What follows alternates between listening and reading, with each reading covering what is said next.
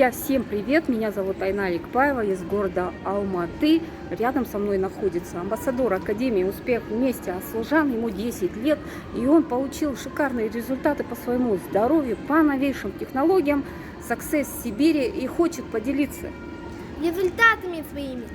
Перед каникулами буквально я заболел, и у меня заболело горло, и я сильно кашлял. Ночью у меня поднялась очень сильно температура. Но потом я скушал дековитин, а на следующий день я скушал кедровитин и снова дековитин.